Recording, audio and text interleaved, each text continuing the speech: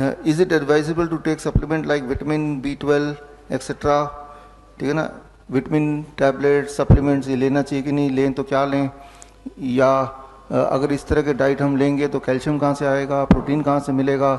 ऐसे सवाल तीनों दिनों में यूं ही आपने कई बार पूछे, तो अब इस उदाहरण के थ्रू मैं उसका जवाब देता हूँ।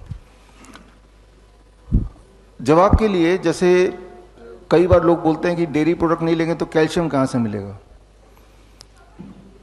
और अगर हम गेहूं नहीं लेंगे तो कार्ब कहाँ से मिलेगा, प्रोटीन कहाँ से आएगा, ये अक्सर आपकी चिंताएं हैं। जैसे आपने लिखा है विटामिन B12 कहाँ से मिलेगा, ये आपकी चिंताएं हैं।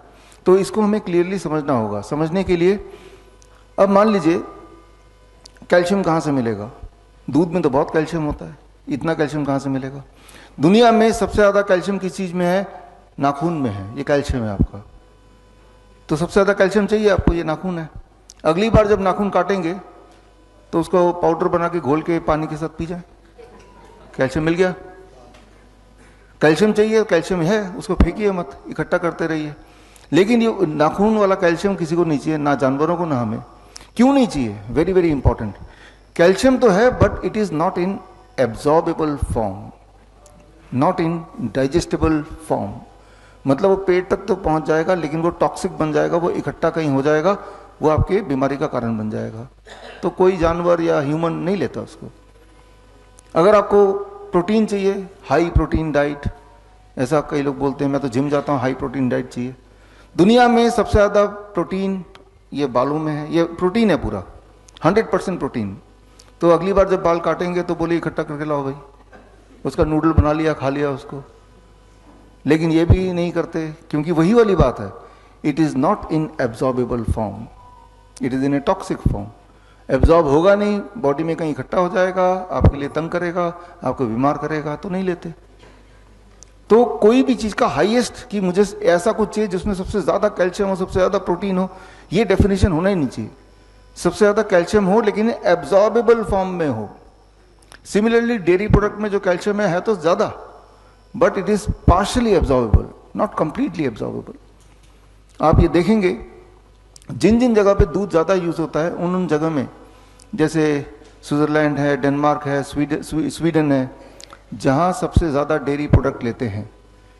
और ये वो देश है जहाँ पे हड्डियों की बीमारी टॉप मोस्ट नंबर पे है। भारत में वेस्ट बंगाल है, यहाँ पे वेस्ट बंगाल कुछ लोग वेस्ट बंगाल से आए हैं ना यहाँ पे, है ना। तो वेस्ट बंगाल में आप देखेंगे, कोलकाता में देखेंगे तो एक दुकान मिठाई की है, दूध की बनी मिठाइयाँ हैं, एक दुकान केमिस्ट की है, फिर दुकान मिठाई की, फिर केमिस्ट की। ऐसे ही होता है, नज़र दौड़ाएंगे तो दिखेगा। और लोगों की नज़र दौड़ाएंगे तो हर एक को हड्डियों की बीमारी है, उंगलियां सीधी नहीं होती, टेढ़ी रह जाती हैं, चलते हैं तो लंगड़ा के चलते हैं। और तब जब मैं बोलता हूँ अपने कजन्स को क्या हाल बना रखा है अपना, कहते हैं देखो ये भी ऐसा है, ये भी ऐसा है, ये भी ऐसा है।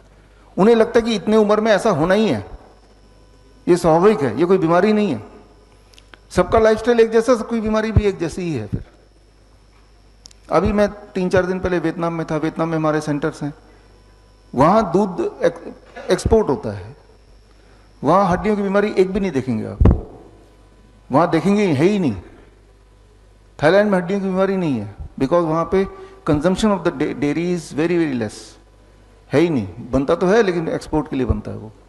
तो मैं ये बोलना चाह रहा हूँ कि न्यूट्रिशन की बात कर रहे हैं, सप्लीमेंटेशन की बात कर रहे हैं, तो हमें न्यूट्रिशन वो लेना है जो बॉडी को एब्जॉर्बेबल फॉर्म में मिल जाए।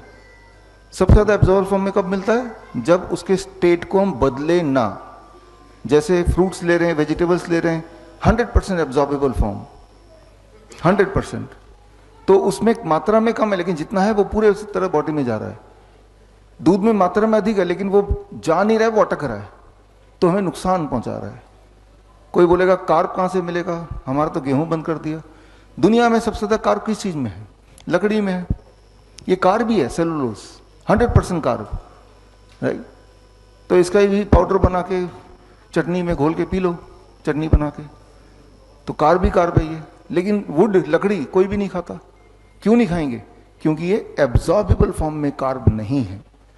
तो डेफिनेशन ये है कि वो फूड लेना है जिसमें कार्बोहाइड्रेट, प्रोटीन, विटामिन, कैल्शियम बहुत ज़्यादा हो लेकिन जितना भी हो वो एब्जॉर्बेबल फॉर्म में हो। तो जो DIP डाइट आप ले रहे हैं इसमें वही चीज ले रहे हैं जो बॉडी एब्जॉर्ब करेगा, टॉक्सिक नहीं बनाएगा, है ना। तो आपके सवाल का पार्शियल जवाब तो ये होता है कि हमें सप्लीमेंट लेना नहीं है, लेकिन आपने स्पेसिफिकली लिखा है कि विटामिन B12 का सप्लीमेंट लेना है कि नहीं, क्योंकि आपको आइडिया है कि विटामिन B12 तो किसी प्लांट में होता नहीं है, और हमने 3 दिन से आज भी प्लांट ही लिया है, फ्रूट्स लिए, वेजिटेबल लिए, डेयरी प्रोडक्ट तो लिया नहीं। तो यानी कि आपने 3 दिन से विटामिन B12 नहीं लिया और इसी डाइट पे रहने वाले हैं आगे, यानी कि आपके बॉडी में विटामिन B12 जाएगा नहीं। तो मुद्दा ये आता है कि जाएगा नहीं तो विटामिन B12 डेफिशिएंसी हो जाएगी, तो क्या करें। अब इसको ऐसे समझिए, एक गाय है, एक भैंस है, गाय के दूध में B12 होता है। गाय के दूध में विटामिन B12 कहाँ से आता है? गाय भी तो दूध नहीं पीता ना, गाय भी तो अंडे मछली नहीं खाता, तो उसके दूध में विटामिन B12 आता कहाँ से? वो तो घास खाता है सिर्फ।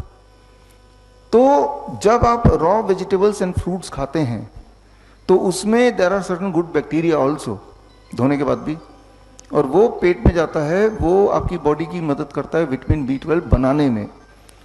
एक्चुअली विटामिन बॉडी बनाती नहीं है, लेकिन वो माइक्रोब बनाते हैं। इसीलिए अभी जो डिबेट चल रहा है कि विटामिन B12 को विटामिन B12 ना बोल के हार्मोन 12 बोलेंगे, क्योंकि विटामिन का मतलब ये है कि बॉडी नहीं बना सकती। लेकिन अगर हम सोचें कि मान लो एक बकरी है, उसके दूध में भी विटामिन B12 मिलेगा ना, तो बकरी तो सिर्फ पत्ते खाती है, तो पत्ते में तो विटामिन B12 है ही नहीं, तो दूध में कहाँ से आ गया? पत्ते में होता नहीं है और बकरी के दूध में विटामिन B12 होता है, तो कहीं बॉडी से ही आया होगा।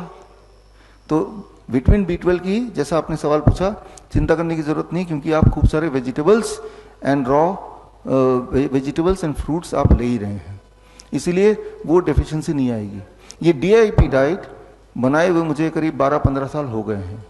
आज भी मेरे साथ ऐसे पेशेंट्स हैं जो 12 साल से मुझे फॉलो कर रहे हैं, और तब से DIP डाइट मैं तो 20 साल से कर रहा हूँ। तो हालांकि मैं अपना चेकअप नहीं कराता हूँ कभी भी, लेकिन उन लोगों ने यूं ही out of curiosity B12 check किया तो उन्हें कमी नहीं पाई नहीं गई।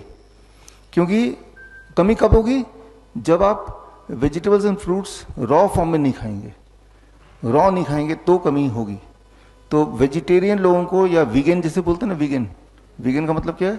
जो लोग डेयरी प्रोडक्ट नहीं लेते लेकिन कुक्ड फूड लेते हैं, तो कुक कर दिया तो अब विटामिन B12 बॉडी नहीं बनाएगी, लेकिन रॉ ले लिया जो आप ले रहे हैं, विटामिन B12 बनाएगी। सारे विटामिन, सारे मिनरल आपके बॉडी में रहेंगे, कोई दिक्कत कभी नहीं आएगी। बड़ी से बड़ी बीमारी का आसान से आसान इलाज घर बैठे ही हो सकता है। अधिक जानकारी के लिए कांटेक्ट करें nearest Dr. BRC clinic @ home।